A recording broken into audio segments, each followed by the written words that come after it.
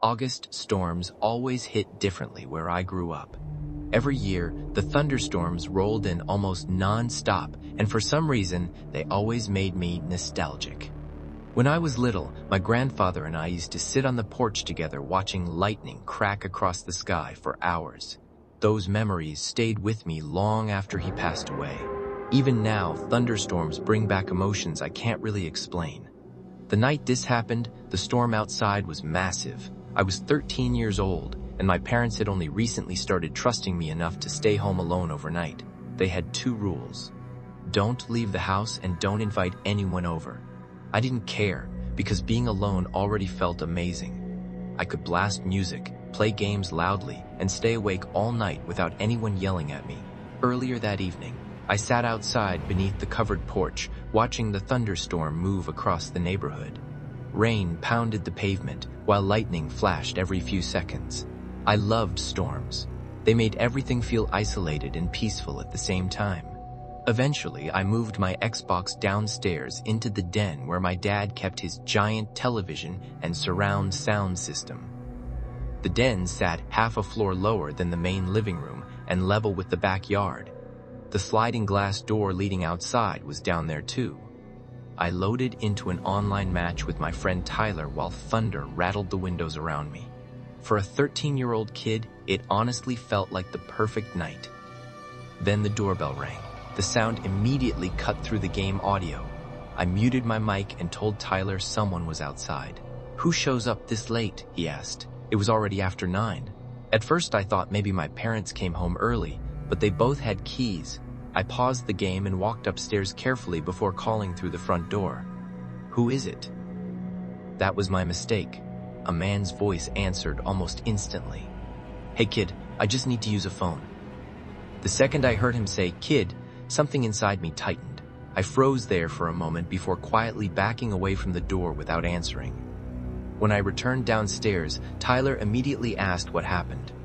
"There's some guy outside asking to use the phone," I whispered. "Bro, don't open that door," Tyler said immediately. I agreed.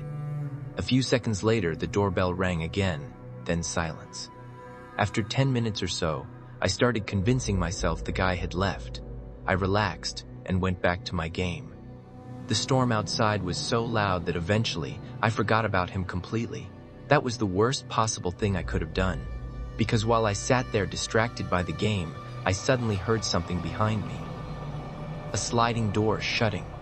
I turned to my right and saw the backyard glass door slowly closing, and standing inside the den was a man I had never seen before. He was tall, soaked from the rain, and staring directly at me. I dropped the controller instantly. I don't even remember deciding to run. My body reacted automatically. I sprinted toward the office room beside the den while my headset cord ripped out of the controller behind me. I slammed the office door shut and locked it. Less than a second later, the doorknob violently twisted back and forth. The man was trying to get in. The office had 2 doors. One led back into the den, while the other opened into the garage. The garage was my only chance to escape. But for a few terrifying seconds, I couldn't move. I just stood frozen while the man rattled the handle harder and harder. Then came the knocking. "Little boy," the man said calmly through the door, "I just need to use your phone." At first, his voice sounded almost normal. Then the knocking turned into pounding. "I was stranded out in the rain." The pounding shook the entire door. Then he started screaming, "Open the damn door!" I knew the lock wouldn't hold forever, so I ran into the garage. The garage door opener sounded painfully loud as it slowly lifted upward. Every second felt endless. I kept expecting the office door behind me to explode open. The garage door had only lifted halfway before I dropped to the ground and crawled underneath it into the pouring rain. Then I ran barefoot through the storm. I sprinted 3 houses down to our neighbor Marcus's home while lightning flashed overhead. Their dog started barking before I even reached the porch. I rang the doorbell repeatedly while looking back toward my house, terrified the man would come after me. Marcus opened the door looking confused until he saw the expression on my face. "There's someone in my house," I kept saying over and over. Everything changed instantly after that. Marcus immediately pulled me inside and locked the front door behind us. His wife came rushing into the hallway asking what happened, but before I could even answer, Marcus was already grabbing his phone to call the police. I was shaking so hard I could barely speak. "There's a man in my house," I kept repeating. "He came through the back door."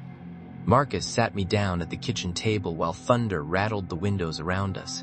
His dog wouldn't stop barking toward the front door, which somehow made everything feel even worse. The police took almost 15 minutes to arrive. Longest 15 minutes of my life. Every time lightning flashed outside, I imagined seeing that man standing across the street watching the house.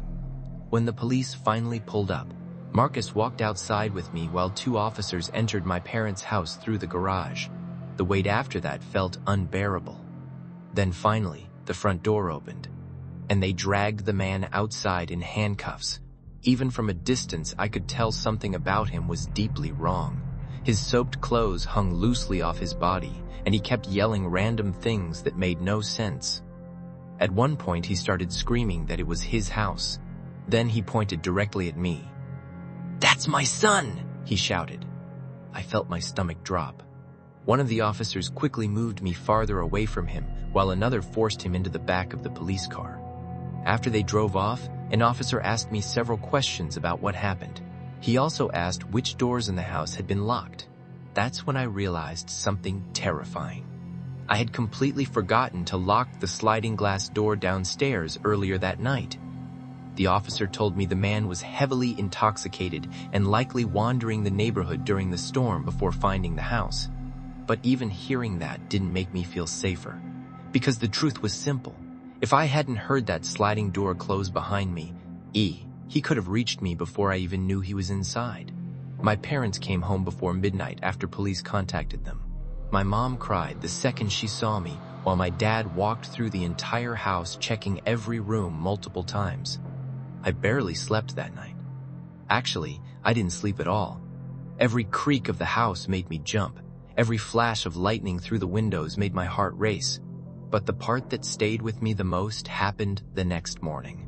One of the officers returned to gather additional information.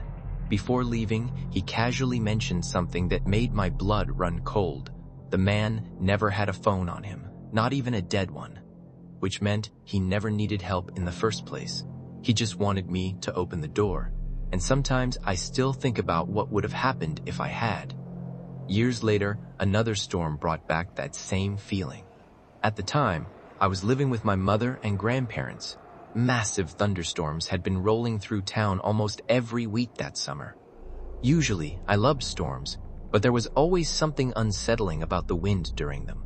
Rain sounded calming. Wind sounded alive. That night, the storm was brutal. Rain hammered against my bedroom windows hard enough to sound like gravel hitting the glass.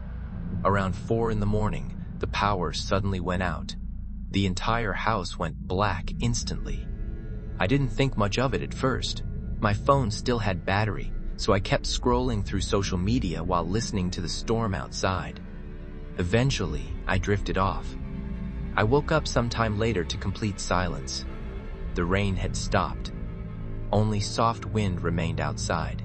I rolled over trying to fall back asleep, but my throat was painfully dry. I grabbed my phone, turned on the flashlight, and headed toward the kitchen for water. The second I opened my bedroom door, freezing air hit me. The entire house felt cold. As I walked toward the kitchen, the wind sounded louder and louder until I finally noticed why. The sliding patio door was wide open. Rainwater had blown across the kitchen floor. I froze. For a moment, panic crept into my chest, but then I convinced myself my grandfather probably forgot to close it earlier during the storm. That explanation felt reasonable enough. So I walked over, slid the door shut, locked it, and hurried back toward my room. But something suddenly felt wrong. Every dark hallway looked threatening. Every tiny sound made my chest tighten. When I got back to my room, I shoved my desk chair beneath the doorknob like a barricade. Then I checked the closet, behind the curtains, beside the dresser. Only after climbing back into bed did I realize something horrifying. I hadn't checked under the bed. At that exact moment, I felt movement beneath me. The mattress shifted slightly. Then came the creak of bed springs underneath my body. My blood turned to ice. Slowly, I leaned over the edge of the bed and pointed the flashlight downward. And I saw her. An extremely thin woman crouched beneath my bed. Her eyes were bloodshot, her teeth looked yellow and rotten, and she was smiling directly at me. Not a normal smile, a stretched, unnatural grin that looked painful. For 3 full seconds, neither of us moved. Then she started laughing, a horrible, raspy cackle that sounded completely inhuman. That snapped me out of my paralysis. I launched myself off the bed, shoved the chair away from the door, and sprinted down the hallway screaming for my grandfather. He burst from his room holding a revolver I never even knew he owned. We rushed back toward my bedroom together, and just as we reached the hallway, we caught a glimpse of a pale figure climbing out through my bedroom window into the darkness outside. My grandfather fired one warning shot into the air. The figure disappeared immediately. But right before she vanished into the woods behind our house, she looked back at me and smiled again. For weeks after that night, I couldn't sleep properly. Every sound inside the house made me panic. I checked under my bed constantly. I kept my bedroom light on until sunrise almost every night. My grandparents tried convincing me the woman was probably homeless or mentally ill and simply hiding from the storm. But something about her expression haunted me. It didn't look confused. It didn't look desperate. She looked amused, like she enjoyed watching me panic. Eventually, life returned to normal, or at least as normal as it could after something like that. The storm season ended, the power outages stopped, and little by little I convinced myself it was over. Then something happened 3 months later. My grandfather called me into the kitchen one afternoon, holding an old newspaper clipping. "You should probably see this," he said quietly. The article described a woman who had been arrested nearly 15 years earlier after breaking into homes during storms. She never stole anything, never attacked anyone either. Police found her hiding inside houses while families slept, under beds, inside closets, behind shower curtains. The article mentioned witnesses describing her as extremely thin, with unusual yellow teeth. My entire body went cold reading it. "What happened to her?" I asked. My grandfather hesitated before answering. "She disappeared." According to the article, she escaped from a psychiatric facility years ago during a thunderstorm. They never found her afterward. I remember trying to laugh it off, telling myself it couldn't possibly be the same person. But my grandfather didn't laugh. He simply folded the newspaper and stared toward the window. Then he quietly said something I'll never forget. She knew exactly where to hide. That sentence stuck with me more than anything else. Because he was right. She didn't randomly wander into my room. She hid beneath my bed before I even came back from the kitchen, meaning she had already been inside the house long before I noticed the patio door open, long before I woke up, long before the power went out. Sometimes late at night, especially during storms, I still think about that realization. And one thought always creeps into my mind. If I never got thirsty that night, how long would she have stayed under there watching me sleep?